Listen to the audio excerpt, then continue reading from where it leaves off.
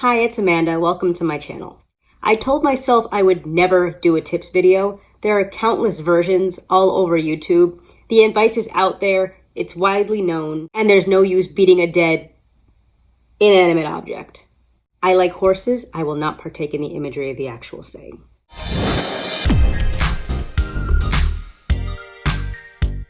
However, I just posted my 6 months post big chop, blow dry, and trim. And after some close comparison, it appears my hair is growing at quite a rapid pace. And also, this channel is about my hair, so I'm going to come to you with my tips on how I grow my hair, what I do, what I don't. Okay, 7 things I do, 6 things I don't do, and here goes. My 7 tips for retaining length with natural hair. Number 1, very low manipulation. This one is not new. I wash my hair once a week on Fridays. I wear my twists all Saturday. I take out my twists on Sunday. And I do not touch my hair until the following Friday. If I find I'm putting my hands in my hair, I will put on a slap cap. This is definitely a lot easier during quarantine because I'm not going into the office. I can't wear a hat all day at work because it's just not appropriate business attire. But I can do that at home. If I was in the office, because I was natural for like a month before we went into quarantine, I would put my hair in a puff if I found myself touching it. I would just put a little puff bonnet over it so I'm not just like, otherwise known as a satin scarf. Outside of that, and with a solid bedtime routine, I really don't touch my hair.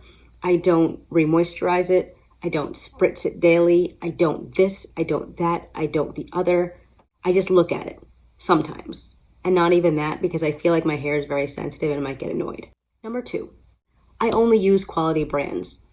I'm not going to be out there testing Pattern Beauty, the new Dove line, or, Pantene. Everyone's hair is different and I acknowledge that those brands might be excellent for some people. But for me, it's just not adventurous enough and I find it really fun to shop natural hair brands and I find it even more fun to shop obscure or even just like lesser known or, maybe the next craze on YouTube that seems to be doing really well in people's hair. But even more than that, I'm always talking about the ingredients.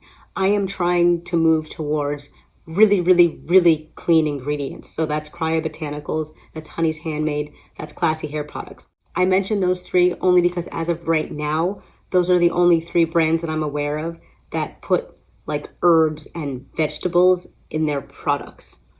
I know a lot of natural hair brands were recommended in the video that I posted on 7 Black-owned brands to support. I haven't gone through that list fully yet because it's a relatively long list. So it's very possible that there are brands on that list with really, really clean ingredients. Because I'm putting good in, I feel like I'm getting good out of my hair follicles. Number 3, and this is a little bit of a cheat, but I deep condition weekly. I mean, who doesn't? My hair is very prone to dryness. So I feel like I can't cut any corners. If I was to just put like a rinse out conditioner in my hair for 3 to 5 minutes and rinse it out, I think my hair would pick itself up and slap me in the face. Number 4 is a solid bedtime routine, which has actually changed in the last few weeks. So I used to put a larger scarf just around my edges, tie it at the bottom, and then I would just have that back. I wouldn't tuck it or anything. I would just have it free flowing. Then I would put a second smaller scarf around my edges to tie those down. And then I would put on a slap cap. But I found it took a lot more of this in the mornings. Okay, dizzy. To get my hair back in production. So now I just put the smaller scarf around my edges and just a slap cap. And I sleep on a satin pillowcase in case the hat comes off. My hair snaps back a lot quicker this way. And it's less work at night. I could go a good 6-7 days now. Whereas in the past, I feel like on day 3 or 4, I just look like I lost my way. I'm not sure really what changed. I think it just might be, there is something to say about having a really good, or at least a consistent routine. My hair is just getting better and easier to handle over time. I'm now 6 months natural, so I've been doing this, but I mean like that's every single week. Also keep in mind, yes, sometimes I do, but largely I don't even use a gel, and a gel is normally what gets you that really good definition. If someone who's prone to frizz didn't have a solid bedtime routine, I couldn't last 7 days. I couldn't last 6 days. Number 5, this is a dual one, diet and exercise, because those 2 are always going together. I eat my greens, my reds, my purples, my pinks. Okay, there's no pinks. And the different colors mean different forms of nutrients. You can Google what vegetables should you eat for hair growth. All of those plant foods that I'm eating, you have both micronutrients and phytonutrients. I'm not a nutritionist, and you can correct me in the comment section nicely if I'm wrong. Micronutrients are the essential vitamins and minerals that work with the macronutrients. Macronutrients are protein, fat, and carbohydrates. Like a fire hydrant. Carbohydrates to perform the essential roles in your body to sustain life and to sustain the life of your hair, in my mind. Then there are the phytonutrients that you'll find in all of the plant products that I've been eating these days. Those are the reds, the oranges, the purples, the greens, and all of that. They're all important. Each plant color essentially just represents another range of benefits.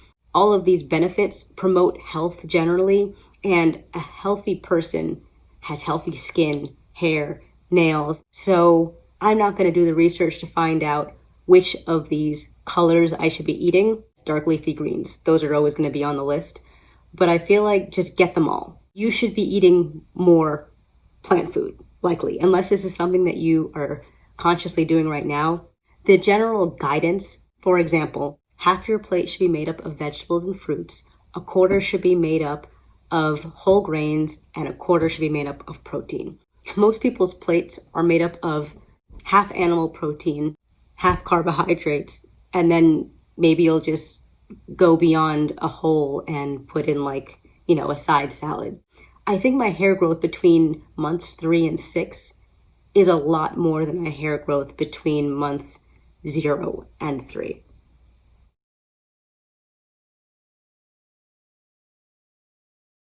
Number 6, I wear gloves for my wash day. Yeah, I just mentioned that all of the greens and everything that I'm eating are really good for my hair, skin, and nails. But you also have to take care of your nails, and I don't manicure them. I don't do anything to them. So they're often a bit jagged. Gloves in my hair because there is no opportunity to snag. You can either clip your nails every single week, or you can just wear gloves. And I feel like wearing the gloves is also, it feels like it's a tool to me. So it's a lot easier for me to not use hair tools when I'm detangling. I will use my Denman and my fine tooth comb when I am doing a twist out, but that's because just like tips for a twist out. So it's playing a dual role. It's protecting my hair from myself, and it's also encouraging me to see them as an outside thing and not my actual fingers, and it feels like I'm using a tool. Number 7 is simple. Don't stress over single strand knots, but also don't tear them out. If you find a single strand knot, which you're going to find if you have coily hair, get some nice sharp shears and just cut it out and move on. 6 things I don't do. I don't use any hair growth oils. I use oil in my hair when I am taking out my twists, but I'm not applying oil to my hair at night. There was a time when I was doing this, but honestly, I can't tell a difference in growth since I stopped, and I haven't done that in probably 4 months. So I feel like it's a little bit of a waste of time. The only thing that I think I was experiencing when I was using oils, there would be more buildup in my hair and on my scalp when I went to go wash my hair the next time. I do not take hair growth pills. I do not take any multivitamins. I eat my vitamins. I used to take those, the Nature's Bounty hair, skin, and nails. I was taking the pills for a while, and then I was taking the gummies. Those gummies are just made with, I think the first 2 ingredients are sugar and or high fructose corn syrup. Those things are just candies. I feel like the sugar may even be deactivating some of the benefits you would have otherwise gotten from the minerals. Just find foods that are nutrient rich in whatever vitamin deficiency you are trying to fill. Vitamin B12, I think you might get that from meat only. So that is something vegans are lacking. And that is the only thing that is seemingly advised to take. But this is not a video about vegans. If you eat meat and all of that stuff, I'm just saying you should get your vitamins and everything from the sun, from your food. Collard greens, kale, tomatoes, cucumbers, which I don't even like, avocados, radishes. I don't know why I'm listing all of the fruits and vegetables. Number 3, I don't do protective styling. Protective styling could be the twist that I put in every Friday night, but those things come out every Sunday. I don't wear a wig. I have 2 horribly expensive wigs that sucked, and I will never wear them. This is my style. I don't know if this counts as a protective style. I can't imagine that it is because my ends are not tucked away, and it's not even protected from Layla. I do not put my hands in my hair, but I'd be lying if I say no one puts their hands in my hair sometimes because that girl's fast. Number 4, and I've discussed this in a previous video, is shampooing my scalp only. I do not do that. I shampoo my strands. One of my subscribers, and thank you for that, and I would have to double check the comment to remember why exactly, but I understand this argument might be a high porosity versus a low porosity thing. I am low porosity, so that's the only perspective that I'm coming from. I wash my strands, and I know a lot of people, even low porosity people, do not advise that. Just shampoo the scalp and let the water bring the shampoo down your strands. It's gonna dry out your hair, it's gonna make your hair brittle, you're gonna lose all the natural oils, and your hair is gonna break. I'm not experiencing that. Number 5, cold water rinse. Just no. Number 6, and for this one, I feel like it kind of reinforces for me that all the things in my list of things that I do are so important. I am not proud of this one. It's definitely an issue, but despite it, my hair is still growing relatively rapidly. I don't drink water. I would tell you, drink your water. I'm not going to say 64 ounces because it depends on the person, it depends on the body weight, it depends on a lot of different stuff. But make sure that you're getting in your daily intake of water. I was amazing at this while I was carrying Layla. I was probably drinking between like 80 and 86 ounces a day, and I know that because I was tracking it. Then my water consumption went down a little bit. I was probably at like a solid 70 for a few months, and then the pandemic hit and I drank like 3 ounces of water a day. I, for some reason, don't seem to need water. I do. I know that I do. But I can go an entire day not drinking anything. I can have 2 ounces of water. Then I can go do a very intense HIIT interval workout and be absolutely fine. That's not good. That's not healthy. But I, for some reason, get away with not drinking water. Water is the only thing that I do drink. So maybe that has something to do with it. And when I say it's the only thing I do drink, maybe once or twice a year, I'll have some pulp-free Tropicana orange juice with ice and water in it, because that's the way that I like to drink it. Or once or twice a year, I will have a Sprite when I go out, but I'm not going to a restaurant in 2020. I don't drink seltzer, which is water, which would be fine. Like, I only drink water. I don't want anything else. I don't drink alcohol. I don't drink, what other things do people drink? I don't drink juice. I drink smoothies. I don't think about it because I'm just so busy. So it's largely, I don't get around to it. I went out and got this. I was going to post a review on it, but then it stopped working and I had to reach out to the company and it was like a whole thing. And now it's actually still not really working. I used to have this and I left it at the vet's office and I repurchased it because it really was making me drink. This is the Hydrate Spark. You can download an app and it keeps track of your water.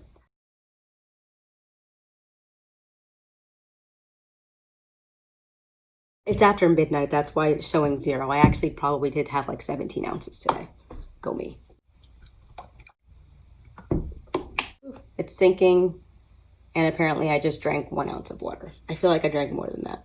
I've been on the quest for the perfect water bottle. I want something that is quick flowing, tracks my water intake automatically, reminds me to drink and all of that. Oh, let me just show you, speaking of the whole reminding you to drink. If you don't drink for an extended period of time, I'll show you. It hasn't been working for me. I bought it because I haven't been drinking water and I figured this would motivate me, but then again, it wasn't working. I had to have the battery replaced, and during all that time, I think I just wasn't drinking any water like at all. I can't drink water if I don't have my bottle. Obviously, your hair needs water, moisture, and just supporting a healthy body. I'm not drinking water and my hair is growing. I'm going to do a little experiment, and between 6 and 9 months, I was just going to drink a ton of water like I used to, and I want to see if I get even better results. Since I'm not going to post my review, I can just tell you. If you can get one of these that actually works, it really is a fantastic thing. It has a sensor in the bottom. This is the 2nd generation one. The sensor used to be attached to the lid. You pour water in here, you let it sit so it can calibrate, and so it'll stop moving. It'll measure where the water is on that little white sensor. And then every time you drink, it'll just do a calculation to see how much that moved against the sensor. When you're done drinking, you just set it down on a flat surface. I think it takes like 5 to 8 seconds for the app to pick it up. and then you can move it. I'd love to be doing like a solid 70 to 75 ounces a day versus my like 7 to 7.5.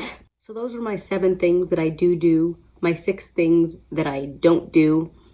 And I have a lot more of them. Let me know if you have any interest in any other tips videos. I know I'm in the middle of a couple of series that I have not followed up on yet. They're on my agenda. There's just so much that I want to talk about that I keep inserting other videos within those series, but I'm still aware of them. I hope you enjoyed this video. If you like my content and you're not already, please consider subscribing, like, comment if you have something to say, and share. And I'll talk to you in my next one. Thanks, and have a good one.